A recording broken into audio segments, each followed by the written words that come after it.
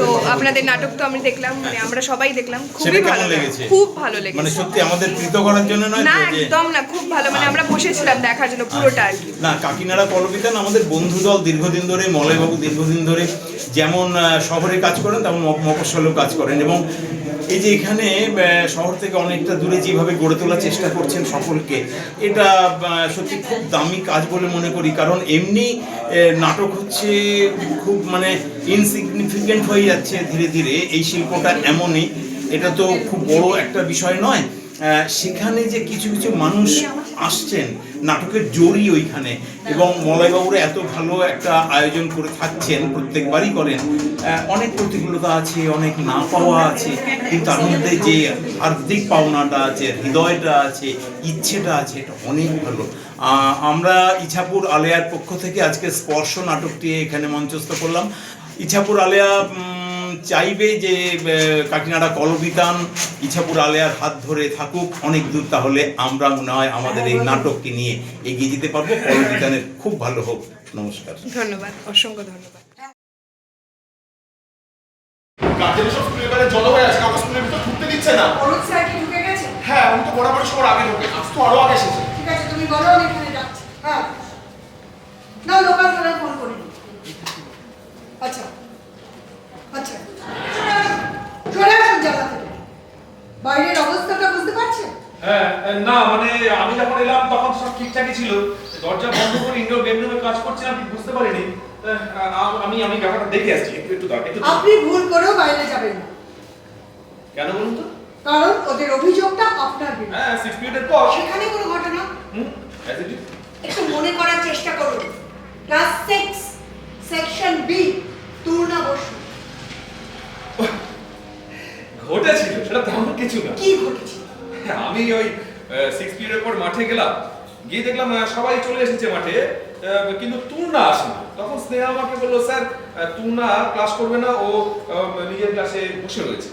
তো আমি গেলাম, গিয়ে দেখলাম বেঞ্চের উপর মাথা রেখে ও কাঁদছে। হ্যাঁ, কাঁদছে। নতুন কিছু নয়, আসলে ওদের সুখ দুঃখের সব কথা আমাকেই বলে।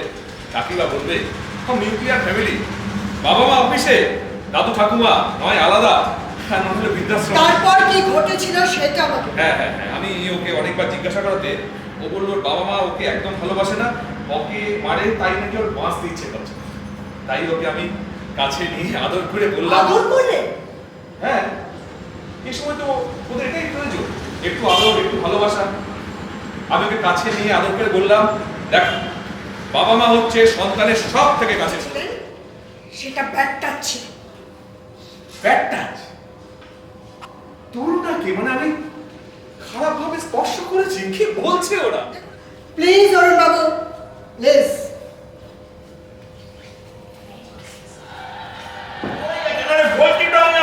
কোনো কিছুর মধ্যে ধৈর্য নেই আপনার, ঠিক আছে, ঠিক আছে। কটা দিন এদিকে নজর দিতে পারেনি, স্কুলটার কি হাল করেছেন কি?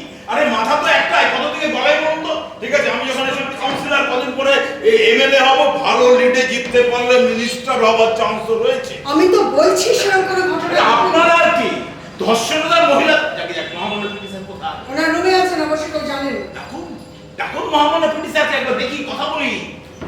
না দাঁড়ান, আমাকে বাইরে বরদাস্ত হবো না। তাহলে আমার মনে হয় পুলিশের খবর দেওয়া ভালো, যা হওয়ার আইন মাফিক হোক। মনে রাখবেন, আমি শুধু স্কুলের প্রেসিডেন্ট নই, লোকাল কাউন্সিলরও বটে। আমার স্কুলে পুলিশ ক্যারিয়ারের 12টা বাজাতে চান। দোষী প্রমাণিত হওয়ার আগেই যদি আপনি অপমান করেন তাহলে তো আমাকে তাই করতে হবে। ও, আর পুলিশ কি করবে? পুজো করবে? পক্সো আইন জানেন তো? কিছু খাবেন? সকাল থেকে তো আপনার খাওয়া হয়নি। কাজের কথা বলুন। কাজের কথাগুলো জানোয়ারটা কোথায়? জানোয়ারটা? ভদ্রভাবে কথা বলুন তবে বাবু, ভুলে যাবেন না এটা একটা স্কুল। এটা স্কুল যেখানে বাচ্চার কোনো নিরাপত্তা নেই, দিনে দুপুরে আমার মেয়ে শ্লীলতা নিয়ে হয়েছে, এটা স্কুল। তোমার বাবু, আমি তো আপনাকে কথা দিয়েছি, আপনি মাথাটা ঠান্ডা করে বসুন। আর কোন স্কুলের রুম আছে বলে তো আমার জানা নেই। তুর্না আপনাকে বলেছে এ কথা? না, ওর মাকে বলেছে। আমি একবার তোরনার সাথে কথা বলতে চাই। খবরদার না, যতক্ষণ না বিহিত হচ্ছে তুর্নাকে তো স্কুলে পাঠাবো না, কথা বলা তো দূরে। দেখুন, কথা না বললে আমরা সত্যিটা জানবো কি করে? সত্যি যা জানার জানা হয়ে গেছে। এই স্কুলে অ্যাডমিশন করানোটাই আমার ভুল হয়েছে।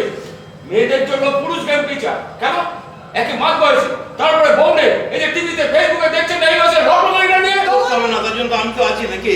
আপনি মাথার শুনুন, আমরা একটা নিরপেক্ষ তদন্ত কমিটি গঠন করছি, আর 3 মাসের জন্য ওই গেম স্যারকে সাসপেন্ড করছি। গার্জিয়ানদের থেকে 2 জন প্রতিনিধি, আমাদের টিচারদের থেকে 2 জন থাকবে, সরকারিভাবে ডিআই অফিস থেকে 1 জন, এইচএম প্লাস সেক্রেটারি হিসেবে, আর আমাকে তো থাকতে হবে লোকাল কাউন্সিলর কাম। বাবু, আপনি যদি স্কুলের প্রেসিডেন্ট না হতেন আপনাকে আমি আস্তে আস্তে আস্তে আস্তে কুল ডাউন, একদম মাথা গরম করবেন না। আমার বুকে পেসমেকার লাগানো আছে, বেশি চিৎকার চেঁচামেচি আমি মোটে সহ্য করতে পারি না। নিজের মেয়ের থেকেও ছোট ছোট মেয়েদের নিয়ে নষ্টামো করে, খেলা পিটি শেখাবার নামে তাদের গায়ে মাথায় হাত বোলান। ঘরে তো বউ নেই আপনার, তার নিজের মেয়ের সাথেও কি আপনি? বাবু, please hold your tongue. It's a school. অরুণ বাবু আজ প্রায় 25 বছর ধরে এখানে সুনামের সাথে চাকরি করছেন। ওনার একটা সম্মান আছে। দিদিমণি, আপনি হঠাৎ ইমোশনাল হয়ে পড়লেন কেন? নিরপেক্ষ কথা কোন নিরপেক্ষ? দেখুন, এই মাঝ বয়সে এই ছোকচকানিগুলো একটু বাড়ে, এটা একটা রোগ, বুঝেছেন তো? তবে অরুণবাবু আপনি চিন্তা করবেন না, রোগ হলে তার সঠিক চিকিৎসা আমার কাছে আছে।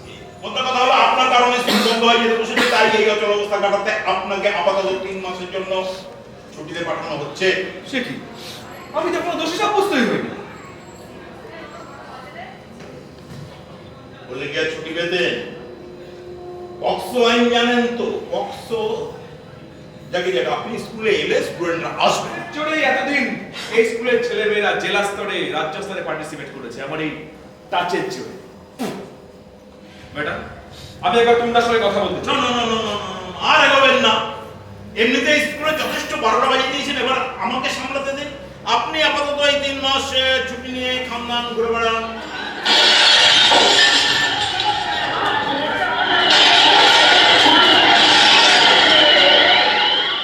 যেন আমি একজন রেপিস্টের মেয়ে, রেপিস্টের।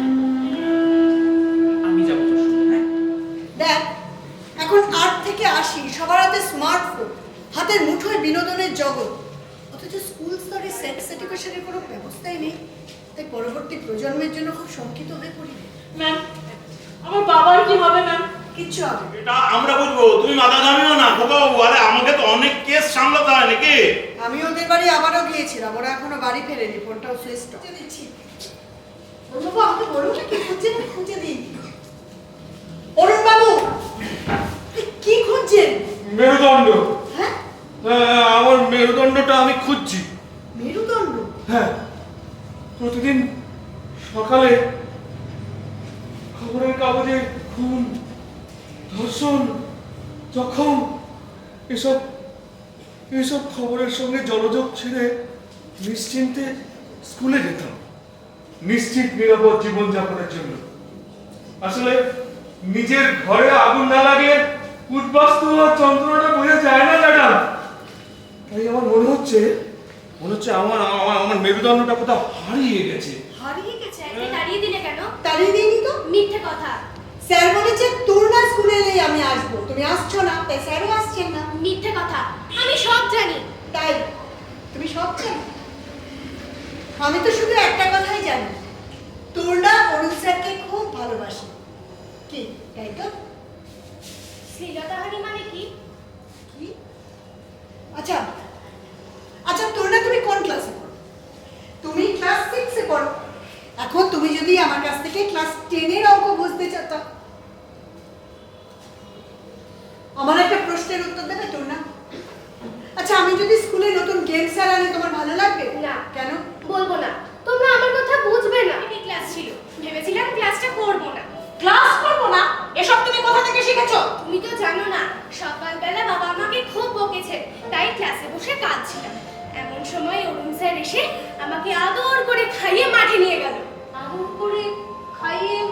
মানে ক্লাসে তখন আর কেউ ছিল না? না, আমি আর স্যার, বাকি সবাই তো মাঠে।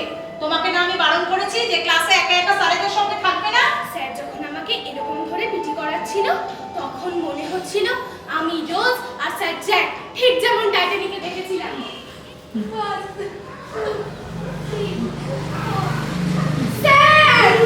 স্যার দেখো না স্যার আমি করছি তো 1 2 3 এরকম করো না রে বাবা, এরকম করো না। এইদিকে দাঁড়া, এই কমসা মেরুদণ্ড টান কর, মাথা উঁচু কর, শুরু কর। 1 2 3 4 5 6 7 8 7 6 3